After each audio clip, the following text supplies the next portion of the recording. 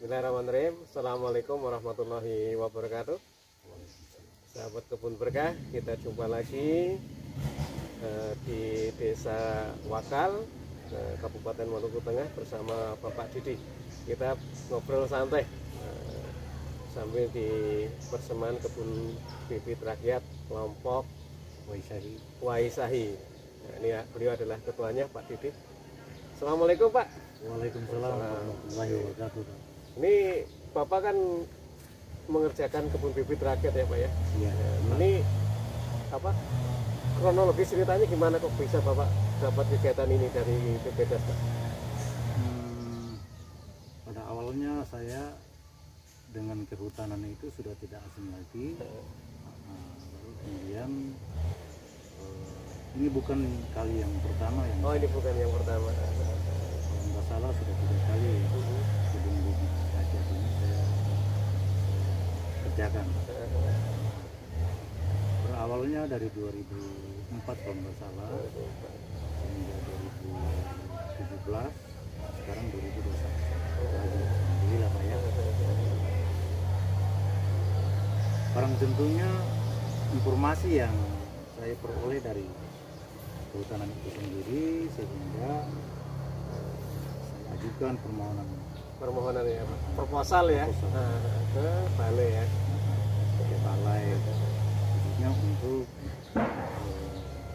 BPDAS WH. Dari proposal tadi turun tim verifikasi gitu ya Pak. Iya. Yang diverifikasi waktu itu apa Pak?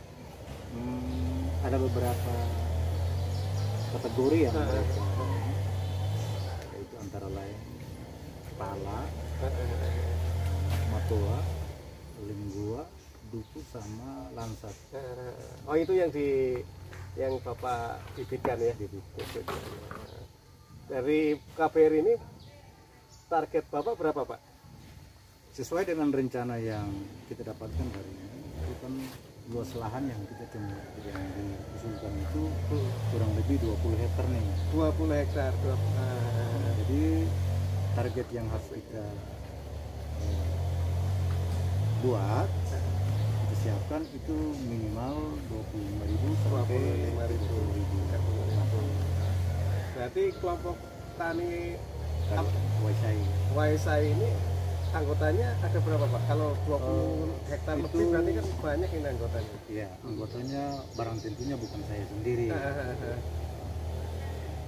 Itu ada kurang lebih 15 orang. 15 orang ya. Termasuk Bapak? Termasuk saya sendiri. Iya. Ini kondisi bibit informasinya sudah banyak yang didistribusi ya Pak ya? Iya. Dari 25.000 Batang. batang tadi, jenisnya apa saja Pak? Ada pala, Ada pala, ada cengki, duku, linggua, kayu ya, kayunya, matoa, lansat. Ada kurang lebih 6 ya, 6 atau 5 jenis tadi. Kalau nggak salah 5 Pak. 5 ya, 5 jenis. 5. Itu jumlahnya sekitar 25.000 batang. Nah, yang sudah didistribusikan ke anggota dan ditanam sudah berapa Pak? Belum terlalu banyak kita ini terang saja, kurang lebih baru seminggu kita distribusi itu, dan kita di lapangan belum mengecek sesungguhnya bahwa sudah menempuh berapa angka atau berapa jumlah. Ya, tapi produksi Bapak sendiri lebih dari 25.000 ya Pak ya? Lebih. Berapa Pak? Ini maksudnya masih banyak. Pala sendiri aja itu sudah ada 30.000. Waduh, hanya pala saja sudah 30.000 Bapak Iya. Ibu ya. Terus yang lain-lain itu kan sesuai dengan usulan kami. Jadi barang tentunya di lokasi ini ada kurang lebih 5 sampai 60.000. Masya Allah. Jadi produksinya melebihi target. Harusnya 25.000. Pak kelompok tadi Waisahi lebih dari 60.000. Iya. 60.000 bibit yang diproduksinya. Luar biasa. Tapi kebanyakan pala ya, yang paling banyak pala ya. Kenapa saya dominan kelompok Waisahi ini dominan dengan pala? Karena antusias masyarakat, antusias masyarakat dan minat masyarakat ke pala untuk kedepannya itu menurut mereka itu sangat bagi Amin. mereka. Iya, iya. Ya, jadi ya memang kalau KBRI itu direncanakan oleh kelompok, diawasi oleh kelompok, dikerjakan oleh kelompok. Jadi memang harus sesuai dengan kebutuhan kelompok itu sendiri. Nah, kebetulan yang di kelompok Pak Didi ini lebih cenderung kepala ya. Oke. Nah ini Pak, dari pengalaman Bapak bersama kelompok dalam membibitkan tadi 5 jenis tadi, Iya. kan tentunya tidak serta merta lancar ya Pak ya. Iya. Nah Pasti itu ada kira-kira kendala. gangguannya apa Pak? Gangguannya banyak lah. Banyak kan? Dari sisi kondisi alam saja sudah banyak mengalami gangguan di situ. Katakanlah metua.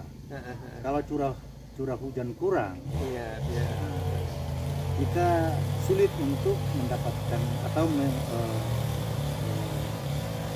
apalagi namanya 100% itu mustahil pada akal kalau dia jadi. Iya, iya. Jadi kita juga butuh curah hujan juga berdasarkan alam tadi, Iya, iya. sehingga harus minimal 8 sampai 90% berhasil. Amin, amin. Berarti perlu air lah ibaratnya ya Pak.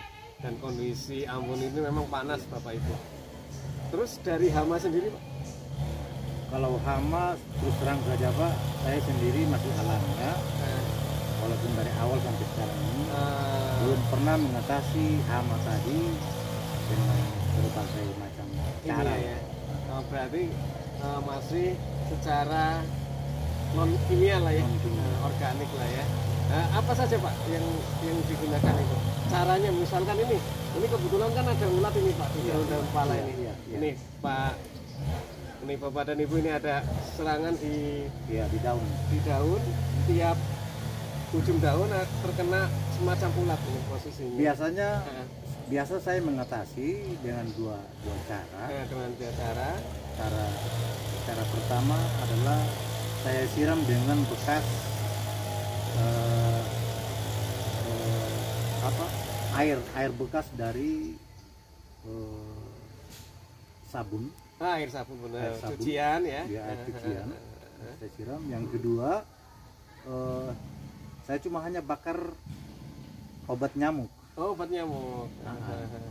Obat nyamuk. Karena menurut saya bahwa hama itu obat nyamuk dibakar waktu malam, karena hama itu kebanyakan dia datang di waktu Malam hari. Malam hari. Iya, iya, iya. Itu saja barangkali mengatasi hama tadi. Iya, iya. Dua iya. cara yang Iya, jadi Bapak Ibu, Pak Didi ini dalam memberantas hama ini kayaknya seperti ulat ini, Iya. Bapak Ibu.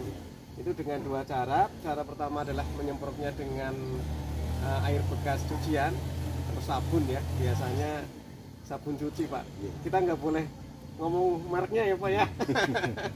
Yang keduanya dengan obat nyamuk yang dibakar pada waktu malam hari ya Pak ya. Nah, berarti kalau hama kayak gitu ya, hama lebih cenderung banyaknya yang diserang pala dan ulat ini. Iya. Ada hama lain lagi Pak yang di sini? Oh, enggak ada. Nggak ada ya? Ya. Nah, terus dari tadi Pak yang 15 anggota, apa namanya? Berarti 20 hektaran lebih tadi milik anggota semua atau? Ada beberapa yang kebetulan mereka punya lokasinya itu berempiatan dengan lokasi yang kita punya sendiri, Ya. sehingga 1 ditambah 1 itu menjadi banyak lah. Oh gitu, berarti istilahnya lahan itu ada yang dimiliki oleh Anggota itu anggota sendiri. dan ada yang memang di luar anggota ya. Oh nggak apa-apa Pak, yang penting tadi target penanamannya bisa dikerjakan karena ya mudah-mudahan dapat bantuan insentif juga mudah-mudahan di tahun 2020. Jadi apa namanya tadi ada 5 jenis ya Pak ya, Ya. pala sendiri. Pala, cengkeh, dan matua, Matua. linggua. Nah, Itu dari hutan. ya. Yang paling gampang dibibitkan dari 5 jenis tadi apa Pak? Kalau linggo pasti mudah lah. Iya. Kalau linggo itu Kalau linggo pasti cabutan lah. aja bisa, Bisa. apalagi Steknya steknya bisa. juga bisa. Yang dari 5 tadi yang paling susah apa, Pak? Yang paling susah pala sesungguhnya. Pala ya. Tapi kalau saya bilang susah, orang yakin percaya bahwa enggak mungkin susah. Karena kebanyakan di sini pala kok susah tapi banyak. Banyak. Ya. Jadi dari penyiapan benihnya ini pala tidak sembarang juga. Orang harus mau bikin. Ada faktor perlakuannya yang banyak Di bibitnya ya, di bijinya ya. Apa itu, Pak, perlakuannya, Pak? Oh, ada beberapa jenis yang saya lakoni. Pertama saya jemur, saya memilih Pak barang tentunya. Iya. Ini Pak ada mitos ini, Pak. Ada mitos bahwa ada biji pala laki, ya, lanang lah ya. Ada biji pala perempuan. Yang nantinya ketika tanam juga berakibat yang lanang tadi tidak berbuah, Pak. Nah, ini Bapak bisa melihat waktu bijinya nggak, Pak? Bisa. Gimana ciri-cirinya, Pak? Kalau yang lanang akhirnya itu seperti apa, Pak? Atau ini rahasia nih, jangan-jangan? Sebenarnya ya mau bilang rahasia pastilah. Pasti rahasia. Kalau rahasia ya sudah. Ini nanti direkam. Ada ciri-cirinya itu kita bisa mengetahui dari biji awalnya. Dari biji awalnya. Terus nggak boleh disebutkan ya, Pak ya? Ya udah on the record aja berarti ya, nanti lah. Terus gimana? Selanjutnya gimana, Pak? Terus kalau kita mempercepatkan dia punya masa kecanggihan itu setelah lewat jemuran tadi kita sayat. Disayati. Itu setelah dijemur. Ya. Nah, dijemurnya berapa hari, Pak? Enggak cukup seharian. Kira-kira 3 hari cukup? Enggak cukup. Seminggu malah? Enggak, maksudnya terlalu banyak gitu, terlalu lama kalau 3 hari dijemur. Bisa kering. Oh, berarti cuma sehari aja lah? Atau setengah? Juga, paling setengah jam. Oh, dijemur setengah jam. Terus? Fungsi daripada jemuran itu untuk merenggangkan dari kulit tempurung dengan daging. Oh, iya, biar pecah ya? Biar supaya dia renggang. Ketika kita sayat nanti, dia tidak ketemu atau tidak mengganggu dagingnya. Iya. Jadi setelah dijemur 1 jam tadi, mudah-mudahan kulitnya merekah, terus sayapnya jadi tidak kena bijinya kan gitu. Dari situ lagi? Baru kita semai. Langsung disemai ya, Pak ya? Iya, ada beberapa macam juga penyemaian di situ. Ada sebagian orang menyungkup. Disungkup dengan kain basah. Iya kan, Pak?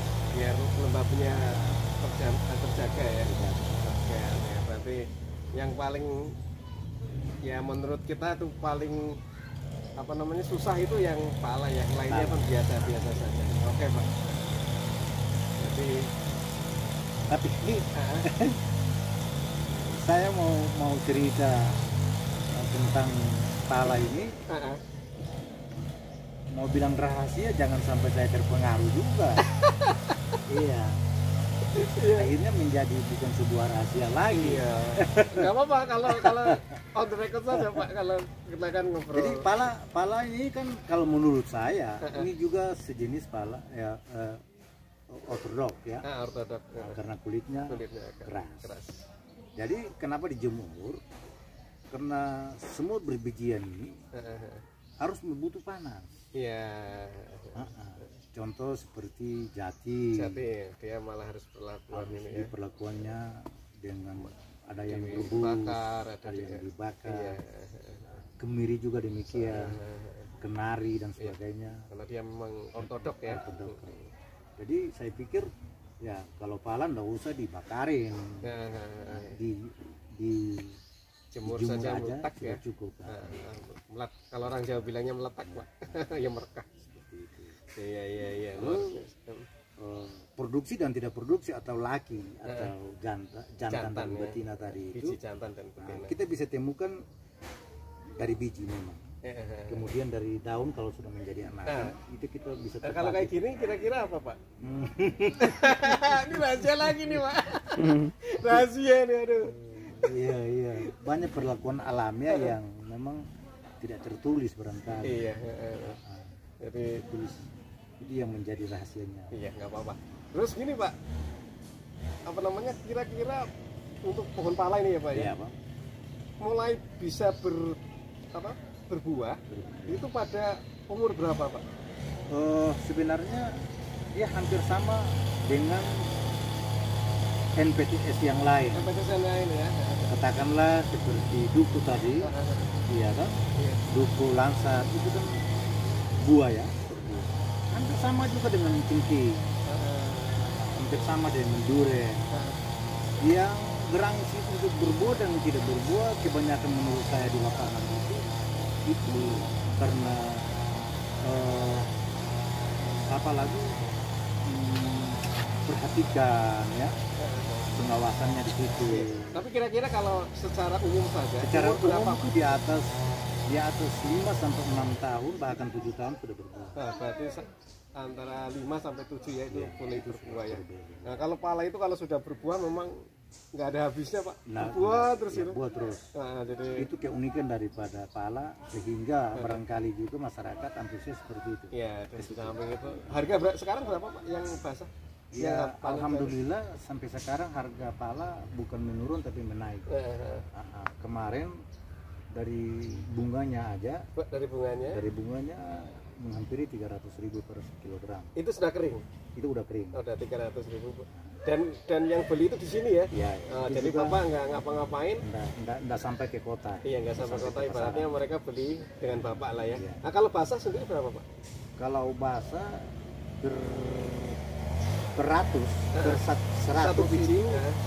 Oh, 100 biji ya, ya. 100 biji biasa di sini dijual dengan harga 100 biji itu kalau nggak salah 30 ribuan. 30.000, Masya Allah. Berarti satu biji itu 300 Pak, Bapak Ibu. Kalau yang basah ini, kalau yang basah. Masya Allah. Sementara dia punya bijinya itu, tadi kan bunga, Iya. bijinya itu berkisar 8 sampai 90 per kilogram. 8 sampai 90 ribu.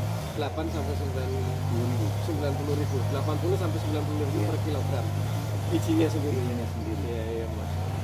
Berarti itu bisa panen bunga, Bunga, biji. Bunganya kan warna merah itu ya? Iya, Yang merah benar, itu ya? Benar. Iya, iya. 300.000 per kilogram Itu bunga. yang bunganya atau mahkotanya ya kalau Ya, kita. Nah, bijinya 80 sampai 90.000 per kilogram. Masya Allah, luar biasa Pak. Itu kalau dapat petani yang rajin, Heeh, jangan sampai ke tingkat bunga atau mahkota tadi. heeh. Posisi kulitnya aja, Buat minuman ya Pak ya? buat minuman aja sudah bisa. Manisan, minuman. Ada.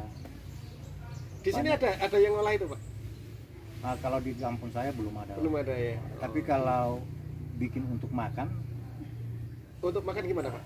manisan kan? Iya, manisan. Untuk kehidupan Biasa itu ya. biasa itu ya orang bikin sendiri. Oh, berarti untuk kepentingan Kepentingan diri ya, keluarga, bukan dijual ya. Bukan. Oh iya iya. Jadi untuk kulitnya sudah dimanfaatkan untuk manisan, cuman tidak diperdagangkan. Ya. Kan gitu ya Pak ya. Iya. Yang jelas manfaat bagi saya pribadi dulu ya. Ya, Pak Ibu. Bagi saya pribadi itu sangat banyak sekali manfaatnya di situ untuk mendukung ekonomi kita. Mendukung ekonomi. Itu sangat manfaat, terutama palanya. Pala. Karena pala ini kalau menurut saya 5 sampai 7 tahun itu udah lama. Udah lama. Jadi persoalan manfaat itu pastilah, pasti sangat bermanfaat untuk mendukung paling tidak beberapa persen dari hasil pala itu mendukung ekonomi kita di sana. Kalau bagi masyarakat tadi Pak? Kalau bagi masyarakat juga tidak jauh beda, tidak jauh beda dengan manfaatnya tidak jauh beda. Cuma animonya mereka dengan saya itu berbeda. Iya. Iya kan Pak? Iya. Animo menanamnya dia itu katakanlah dia cuma hanya main-main. Saya itu sungguhan. Iya. Sehingga hasil bagi saya nanti menjadi mendukung ekonomi kita itu pasti tidak main-main. Iya. Kan begitu. Benar. Ya mudah-mudahan dengan keberadaan posisi Bapak selaku ketua nanti bisa merubah gitu, merubah animo masyarakat.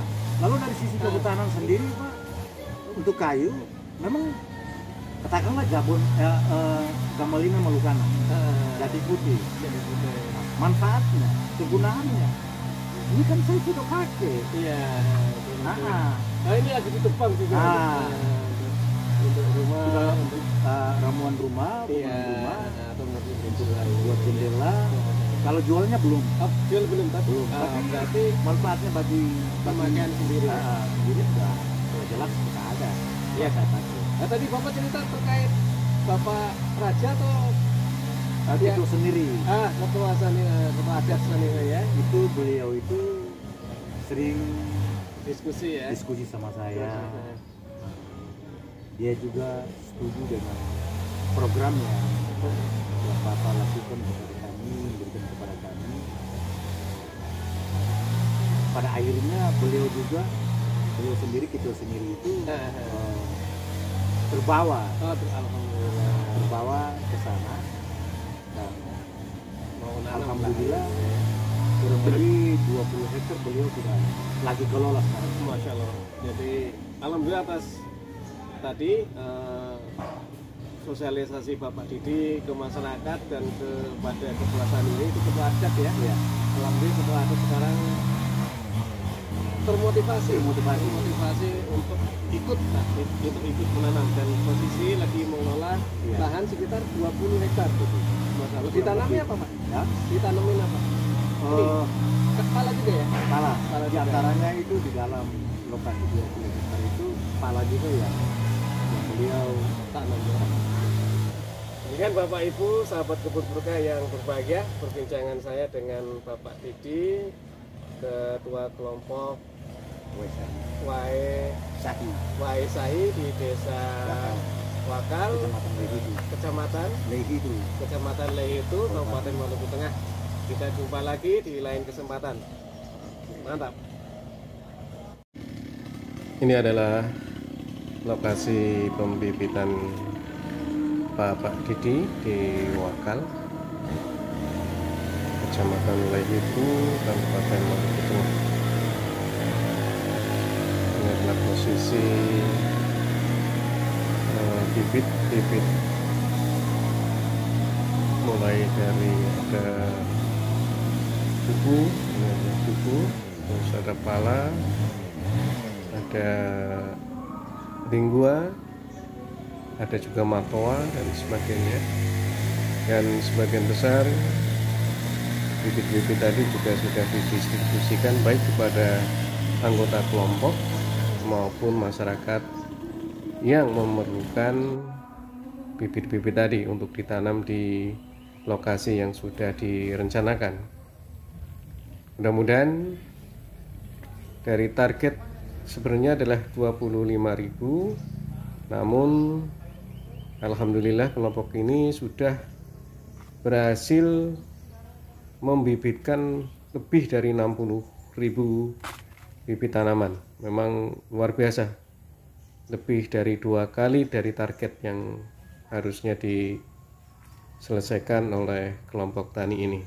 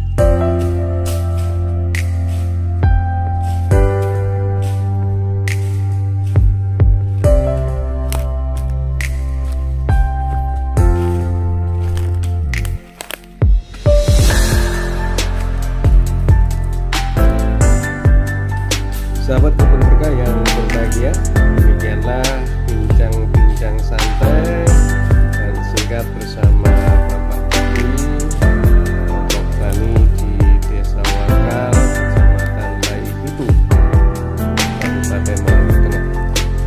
Semoga berhasil Bapak semuanya, semangat. Dan sahabat kebun berkah, jangan lupa apabila Bapak Ibu sahabat kebun berkah memerlukan tanaman hias, bisa menghubungi Saung Kebun Berkah dengan kontak person Bapak Abdullah di 08158 5829 570.